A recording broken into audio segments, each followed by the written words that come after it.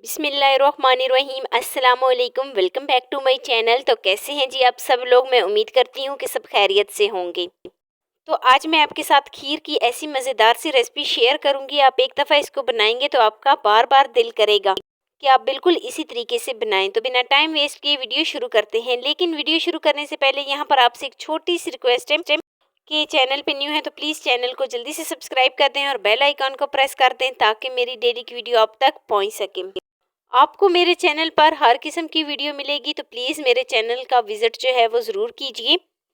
और वीडियो आपको जो है ना अगर ज़रा सी भी अच्छी लग रही हो तो लाइक लाजमी कर दिया करें क्योंकि ये आपकी तरफ से एक सपोर्ट होती है। तो चलिए जी शुरू करते हैं अपनी आज की वीडियो। बिस्मिल्लाहिर्रहमानिर्रहीम। एक कढ़ाई में 2 कप चीनी लूँगी। तो चीनी को एक दफ़ा मैं बहुत ही अच्छे तरीके से मिक्स करती हूँ ताकि अच्छे तरीके से गर्म हो जाए। तो अच्छे तरीके से मिक्स करने के बाद इसमें मैं थोड़ा सा पानी शामिल करूँगी। तकरीबन हाफ़ प्याली से भी कम जो है ना मैं इसमें पानी शामिल करूँगी। तो पानी शामिल करने के बाद मैं इसको बहुत ही अच्छे तरीके से मिक्स करूँगी तब तक जब तक चीनी जो है वो बिल्कुल मेल्ट नहीं हो जाती, बिल्कुल लो फ्लेम पे। तो लीजिए जी काफ़ी हद तक जो चीनी है वो मेल्ट होना शुरू हो गई है। अब मैं इसमें किशमिश शामिल करूँगी। यहाँ पर मैंने हाफ़ प्याली किशमिश ली है। तो मैं इसमें किशमिश शामिल करूँगी और साथ ही मैं इसमें नारियल शामिल करूँगी। तो एक दफ़ा मैं इसको बहुत ही अच्छे तरीके से मिक्स कर लेती हूँ। तो अच्छे तरीके से मिक्स करने के बाद यहाँ पर मैं इसमें कुछ खजूरें और बादाम शामिल करूँगी। और यहाँ पर ये वाला जो प्रोसेस है वो हमने बिल्कुल लो फ्लेम पे करना है, बहुत ज़्यादा हाई फ्लेम पे हमने इसको नहीं पकाना, बहुत ज़्यादा हाई फ्लेम पे हमने चीनी को मेल्ट नहीं होने देना। इससे चीनी का ना सिर्फ कलर जो है ख़राब हो जाएगा बल्कि इसका जायका भी ख़राब हो जाएगा। तो लीजिए जी मैं इसको एक दफ़ा बहुत ही अच्छे तरीके से मिक्स कर लेती हूँ। तो जब तक चीनी मेल्ट नहीं हो जाती तब तक हम जो है ना अपना अगला काम कर लेते हैं। यहाँ पर मैंने चावल लिए थे, ये मेरे पास टोटा चावल थे। इनको मैंने पहले ही भिगो के रख दिया था, तकरीबन 1 घंटा पहले मैंने इनको भिगो के रख दिया था। तो मैं इसमें थोड़ा सा दूध शामिल करूँगी, तकरीबन मैं हाफ़ लीटर इसमें दूध शामिल करूँगी और इनको बहुत ही अच्छे तरीके से ग्राइंड कर लूँगी। दूसरी तरफ चीनी जो है वो बिल्कुल मेल्ट हो गई है। देखिए इसका कलर जो है वो ख़राब नहीं हुआ, बिल्कुल इसका गोल्डन सा कलर आया है। तो जैसे ही ये चीनी मेल्ट हो जाए तो जो मैंने इसमें ग्राइंड किए थे चावल वो इसमें शामिल करूँगी। हाफ़ लीटर जो था ना वो मैंने चावल में शामिल किया था दूध और बहुत ही अच्छे तरीके से उनको ग्राइंड कर लिया था। तो एक दफ़ा मैं इसको सारे को शामिल करूँगी और बहुत ही अच्छे तरीके से इसको मिक्स कर लूँगी। चीनी जो है वो अभी फ़िलहाल जम गई है लेकिन जैसे-जैसे इसको हीट मिलेगी तो चीनी खुद ब खुद मेल्ट होना शुरू हो जाएगी।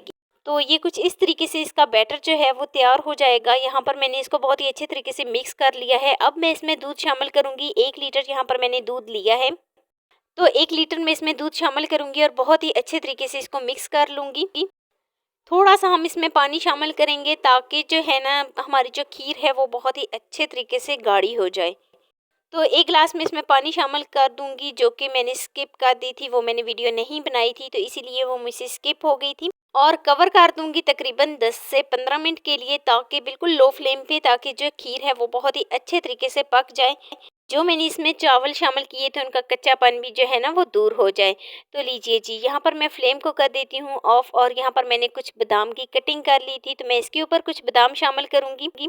हमारी मज़ेदार सी जायकेदार सी हमारी जो खीर है वो बनकर तैयार हो गई है। बहुत ही देखें खूबसूरत सा इसका कलर जो है ना आया है।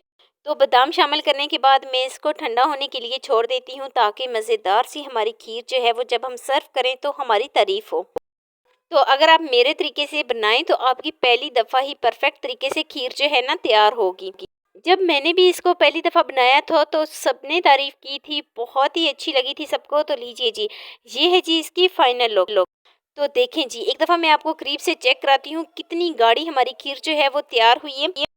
बिल्कुल आसान तरीके से, ये सबसे आसान तरीका है खीर बनाने का क्योंकि इससे आसान तरीका और जायकेदार इस तरीके से बनती है। तो ये है जी इसकी फाइनल लुक। कैसी लगी जी मेरी आपको आज की वीडियो। तो वीडियो आपको ज़रा सी भी अच्छी लगी हो तो लाइक कर देना। फर्स्ट टाइम है चैनल पे तो चैनल को लाजमी सब्सक्राइब कर देना। बेल आइकॉन को प्रेस कर देना ताकि मेरी डेली की वीडियो आप तक पहुंच सके। दोस्तों के साथ रिश्तेदारों के साथ शेयर लाजमी करना और मुझे एक प्यारा सा खूबसूरत सा फीडबैक लाजमी देना कि मेरी आपको आज की वीडियो कैसी लगी। तो मिलते हैं नेक्स्ट वीडियो में एक नई और मज़ेदार सी रेसिपी के साथ। अपना बहुत सारा ख्याल रखना, अपने से ज़्यादा दूसरों का। अल्लाह हाफिज़।